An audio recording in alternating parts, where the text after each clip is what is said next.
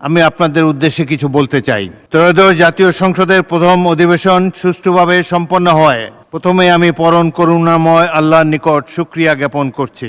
সংসদ পরিচালনায় আপনাদের সক্রিয় অংশগ্রহণ ও সহযোগিতার জন্য আমি আন্তরিক ধন্যবাদ ও কৃতজ্ঞতা জানাচ্ছি। আপনাদের এই সহযোগিতা আমাকে সংসদ পরিচালনায় অনুপ্রাণিত করেছে এবং তা অব্যাহত থাকবে বলে আমার বিশ্বাস। মাননীয় সদস্যবৃন্দ, দীর্ঘ 18 বছর পর জনগণের সুষ্ঠু, নিরপেক্ষ, স্বতঃস্ফূর্ত অংশগ্রহণে ত্রয়োদশ জাতীয় সংসদ নির্বাচন অনুষ্ঠিত হয়েছে। এই নির্বাচনের মাধ্যমে আমরা এই মহান সংসদে সক্রিয় অংশগ্রহণের সুযোগ পেয়েছি, তাই এই অধিবেশন ছিল বিশেষভাবে গুরুত্বপূর্ণ। আমার বেশ কয়েকটি সংসদ দেখার অভিজ্ঞতা হয়েছে। এই ত্রয়োদশ সংসদে এই অধিবেশনে সরকারি দল এবং বিরোধী দলের মধ্যে যে সৌহার্দ্য, সহমর্মিতা এবং সহযোগিতা আমি দেখতে পেয়েছি, অতীতের কোনো সংসদে এই ধরনের দৃশ্য দেখতে পাইনি।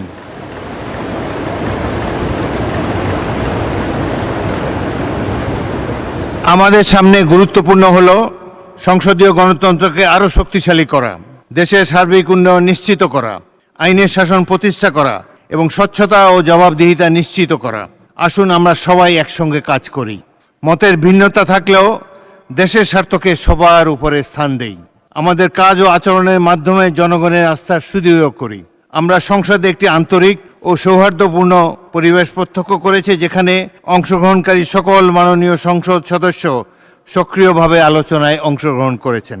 মাননীয় সদস্যবৃন্দ, ত্রয়োদশ জাতীয় সংসদের যাত্রা শুরু 12ই মার্চ থেকে। এবারে অধিবেশনে মোট বৈঠক দিবস ছিল 25টি, অধ্যাদেশ ছিল 133টি। অধ্যাদেশগুলোর বিপরীতে বিল পাশ হয়েছে 91টি। অধ্যক্ষার 2টি বিল সহ মোট 94টি বিল পাশ হয়েছে। আইন প্রণয়ন কার্যাবলী ছাড়াও এই অধিবেশনে 5টি স্থায়ী কমিটি গঠন করা হয়েছে এবং 2টি বিশেষ কমিটি গঠিত হয়েছে। কার্যপ্রণালী বিধির 62টি বিধিতে 16টি নোটিশ পাওয়া যায়, এর মধ্যে 2টির উপর আলোচনা হয়েছে। 68টি বিধিতে 9টি নোটিশ পাওয়া যায়, এর মধ্যে 1টি নোটিশের উপর সংক্ষিপ্ত আলোচনা হয়েছে। 71 বিধিতে গৃহীত 38টি নোটিশের উপর আলোচনা হয়েছে এবং 71 ক বিধিতে 2 মিনিট করে বক্তব্য দেওয়া হয়েছে 207 বার। 164টি বিধিতে 14টি নোটিশের মধ্যে 1টি নোটিশ গৃহীত হয়েছে এবং উহা বিশেষ অধিকার সম্পর্কিত স্থায়ী কমিটিতে প্রেরিত হয়েছে। 266টি বিধিতে 2টি বিশেষ কমিটি গঠিত হয়েছে। এই অধিবেশনে মাননীয় প্রধানমন্ত্রীকে উত্তরদানের জন্য সর্বমোট 93টি প্রশ্নের নোটিশ প্রদান করা হয়েছে। তন্মধ্যে 35টি প্রশ্নের তিনি উত্তর প্রদান করেছেন। বিভিন্ন মন্ত্রণালয়ের মাননীয় মন্ত্রীদের উত্তরদানের জন্য মোট 2509টি প্রশ্নের নোটিশ পাওয়া যায়। উক্ত নোটিশগুলোর মধ্যে মাননীয় মন্ত্রীগণ মোট 1778টি প্রশ্নের উপর উত্তর এই সংসদে প্রদান করেছেন। মাননীয় সদস্যবৃন্দ, ত্রয়োদশ জাতীয় সংসদে প্রথমবার স্পিকার হিসাবে দায়িত্ব পালন করার সুযোগ পেয়ে আমি আপনাদের কাছে কৃতজ্ঞ। সংসদ পরিচালনায় সরকার ও বিরোধী দলের সকল সদস্যের সহযোগিতার জন্য আন্তরিক ধন্যবাদ জানাচ্ছি। এই সংসদে মোট 220 জন সদস্য প্রথমবার সংসদ সদস্য হয়েছেন। এত সত্ত্বেও আপনাদের গঠনমূলক আলোচনা ও সহনশীল আচরণ আমাকে মুগ্ধ করেছেন। আইন প্রণয়ন প্রক্রিয়া সহ সংসদীয় অন্যান্য কার্যক্রমে আপনাদের সহনশীল আচরণ ও গঠনমূলক আলোচনা আমাকে অভিভূত করেছে। রাষ্ট্র পরিচালনায় নেতৃত্ব প্রদান ও দেশের জন্য গৌরব বয়ে আনার জন্যে সংসদ নেতা মাননীয় প্রধানমন্ত্রী তারেক রহমানকে সশ্রদ্ধ অভিনন্দন জানাই। বিরোধী দলকে কার্যকরভাবে নেতৃত্ব প্রদান এবং সংসদীয় কার্যক্রমে ইতিবাচক ভূমিকার জন্য মাননীয় বিরোধী দলীয় নেতা ডাক্তার শফিকুর রহমানকে ধন্যবাদ জানাচ্ছি। আমি কৃতজ্ঞতা জানাই মন্ত্রিসভার মাননীয় সদস্যবৃন্দ, মাননীয় চিফ হুইপ, হুইপবৃন্দ এবং সকল মাননীয় সংসদ সদস্যদের প্রতি।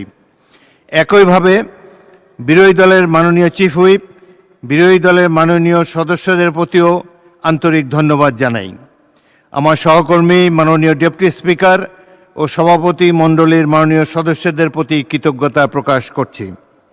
আন্তরিক ধন্যবাদ জানাই সংসদ সচিবালয়ের কর্মকর্তা কর্মচারীবৃন্দ, সরকারের বিভিন্ন মন্ত্রণালয়, বিভাগ এবং দপ্তরের কর্মকর্তা কর্মচারীবৃন্দকে। আরও ধন্যবাদ জানাই পুলিশ, চিকিৎসক, ফায়ার সার্ভিস, গণপূর্ত, বিদ্যুৎ ও টেলিফোন বিভাগ সহ সকল সংশ্লিষ্ট সেবা প্রদানকারী প্রতিষ্ঠানের ব্যক্তিবর্গকে। জাতীয় পত্রিকা, জাতীয় দৈনিক পত্রিকা, বিভিন্ন সংবাদ সংস্থা, বাংলাদেশ বেতার, সংসদ, বাংলাদেশ টেলিভিশন, বাংলাদেশ টেলিভিশন ও বেসরকারি টিভি চ্যানেল সহ দেশের সকল গণমাধ্যমের সাংবাদিক, কর্মকর্তা ও প্রতিনিধিবৃন্দকে ধন্যবাদ জানাই।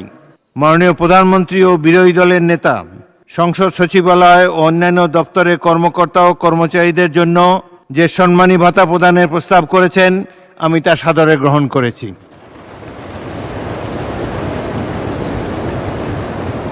মাননীয় সদস্যবৃন্দ, মুক্তিযুদ্ধ ও জুলাইয়ের চেতনায় করব কাজ, গর্ব দেশ, এই প্রতিপাদ্য এবং সবার আগে বাংলাদেশ রাষ্ট্র পরিচালনার এই মূলনীতি সামনে রেখে আমাদেরকে এগিয়ে যেতে হবে।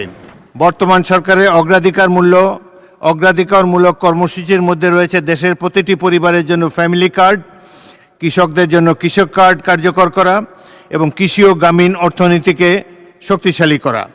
বিশেষ করে খাল খনন ও পুনঃখনন কার্যক্রমের মাধ্যমে জলাবদ্ধতা নিরসন, সেচ ব্যবস্থার উন্নয়ন, কৃষি উৎপাদন বৃদ্ধি করার উদ্যোগ নেওয়া হয়েছে, যা প্রশংসনীয়। এটি পরিবেশের ভারসাম্য রক্ষা এবং গ্রামীণ জীবনমান উন্নয়নে গুরুত্বপূর্ণ ভূমিকা রাখবে বলে আমি বিশ্বাস করি।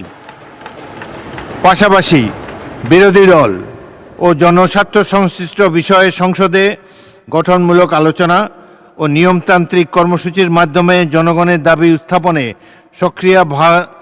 সক্রিয় ভূমিকা পালন করেছে বর্তমান বিরোধী দল, তা আমাদের গণতান্ত্রিক প্রক্রিয়া বিশেষ ভূমিকা রাখবে বলে আশা রাখি। এছাড়া ফ্যাসিস্ট আমলে মানবতা বিরোধী অপরাধ ও বিচার বহির্ভূত হত্যাকাণ্ডের বিচার নিশ্চিত করা, বিচার বিভাগের স্বাধীনতা প্রতিষ্ঠা করা এবং আইনের শাসন সুসংহত করাও আমাদের অঙ্গীকার। আমরা নিরপেক্ষভাবে মুক্তিযুদ্ধের স্মৃতি সংরক্ষণে কাজ করছি।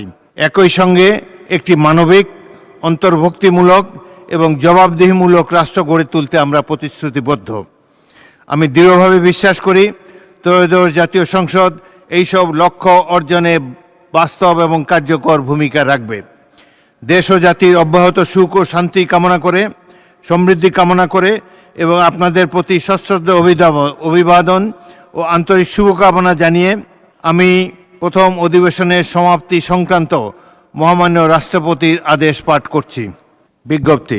গণপ্রজাতন্ত্রী বাংলাদেশের সংবিধানের ৭২ অনুচ্ছেদের ১ দফায় প্রদত্ত ক্ষমতা বলে আমি গণপ্রজাতন্ত্রী বাংলাদেশের রাষ্ট্রপতি মোহাম্মদ শাহাবুদ্দিন ত্রয়োদশ জাতীয় সংসদের চলতি প্রথম ২০২৬ খ্রিস্টাব্দের প্রথম অধিবেশন ১৪৩৩ বঙ্গাব্দের ১৭ বৈশাখ মোতাবেক ২০২৬ খ্রিস্টাব্দের ৩০ এপ্রিল রোজ বৃহস্পতিবার বৈঠক শেষে এই অধিবেশনের সমাপ্তি ঘোষণা করছি।